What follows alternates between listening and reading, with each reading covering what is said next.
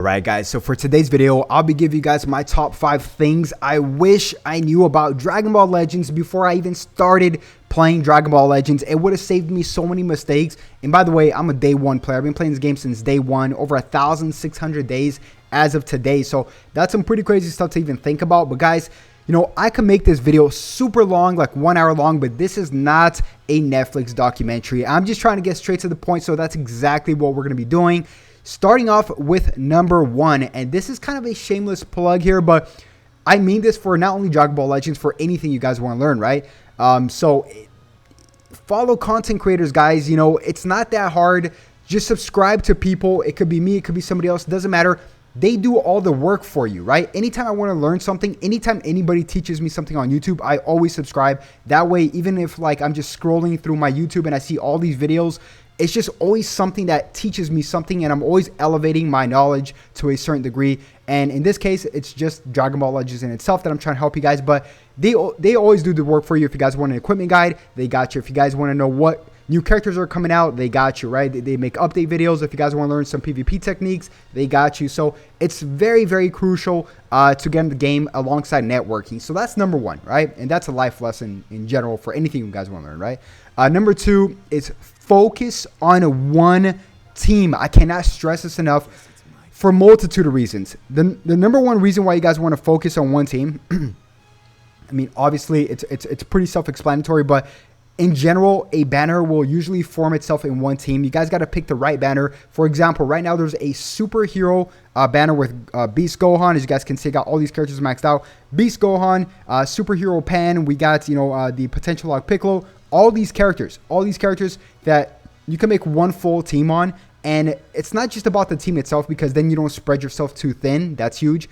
But it's also about the equipment, so you can narrow down your equipment. So if you guys want to, you know, farm sagas from the movie equipment, you guys can narrow that down instead of farming a Lineage of Evo equipment, then a Hybrids equipment. It doesn't make any sense, and you'll spread yourself too thin with not only characters but equipment as well. So focus on one team, which also leads me to my next point. This ties into number 2. Number 3 is huge, and this also ties into number 1 as well. Follow content creators to know when the big banners and the big events are going to come out, especially if you guys are new to the game. Honestly, right now we are in October. We all know that November, December in Dragon Ball Legends are massive because of Black Friday.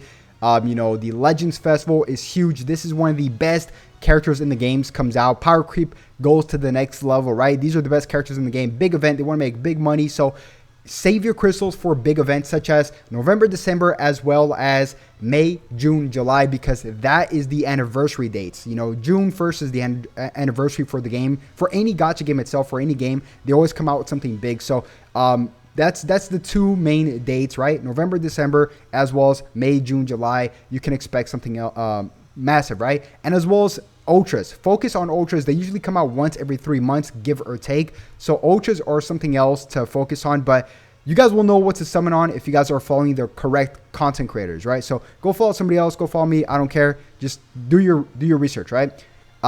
Number 4, this is massive. Number 4 could break down to many variables, but PvP is 70% timing. Think about this, guys. This game is all about timing and kind of like a little bit of mind games in some certain point, right? So vanishing, when you vanish somebody's attack, it's all about timing. After that, it's all about patience and timing and a little bit of luck as well. Are you just gonna rush and use a strike so they could vanish you right back, or are you gonna wait and time their sidesteps? Because once a character sidesteps, they can't do anything when you attack them, right? They're stuck in midair when they're sidestepping, right? So when they're sidestepping, you guys can catch them on the act. So timing is everything.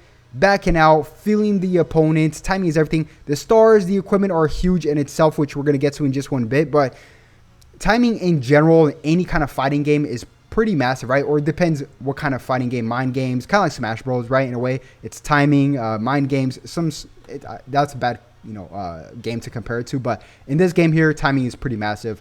Number 5 also leads me to my next, which leads me or ties in perfectly to the number 4, which is don't focus too much on stars the way you think.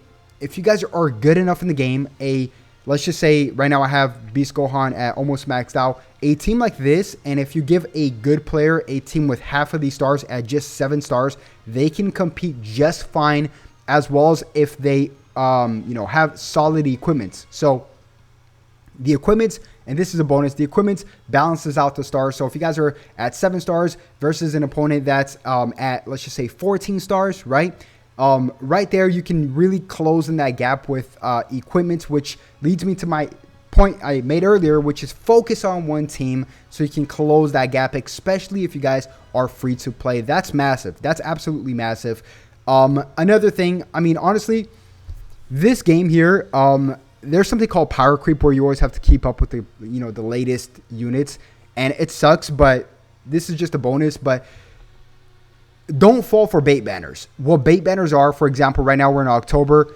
Between October right now and November, which is going to be the Legends Festival, right? Let's just say November 24th, which is Thanksgiving. This is just an example, right? This little gap right here, there's going to be a bait, right? So right now we're at Beast Gohan. You guys should definitely summon on this unit, by the way. He's great. And then let's just say, I don't know, we get something huge for the Legends Festival. In the middle, we're probably going to get a returning Ultra banner where they want you to spend your crystals, your hard-earning crystals, so that you have to spend on the game itself when the Legends Festival comes around, or you buy the sales, right? So that's massive. I see so many people. I should put that number 1. I see so many people falling for this. For example, right before this Beast Gohan came out, Ultra Super Vegito came out. Did I want to spend on Ultra Super Vegito? Heck yeah, dude. I love Ultra Super Vegito. I could use a few more copies on my character, but at the end, I'm like, I'm going to sacrifice this. I'm not going to fall for the baits. And I warned my followers as well. And at the end of the day, it worked out just fine because, we got Beast Gohan, we got Pan, which is great, and all these units that are really meta changing, to be honest with you guys. So I'm expecting the same thing from here to November. But yeah, guys, like I said, I don't want to make this a Netflix documentary. I don't want to make this too long. That was 5 points. Let's just recap really quick. Follow content creators. They do all the work for you. Focus on one team, which also helps you focus on the equipment building on one specific team. Saves you guys a lot of hassle. Big events, which is November, December for Legends Festival, aka Black Friday, as well as the anniversary for the game itself, which is going to be May, June, July. So that's really massive dates. Also, there's some sprinkles on there like Battle Hour, but it's just not as big as the others, right? PvP is 70% timing. Just get your timing right. It'll help you tremendously in the game. Also, don't worry about too much with stars. You can fill up that gap between stars with your equipments, as well as obviously getting good at the game. But the equipments will kind of balance out that stats, that buff wise for you guys. And don't fall for baits. That's the quick recap. If you guys did enjoy the video, make sure you guys simply like and subscribe and all the good stuff. I'll come out with more guides for you and updates, PvP videos, all that stuff. So I'll definitely catch you guys once again on the next one. Have a good one. Peace.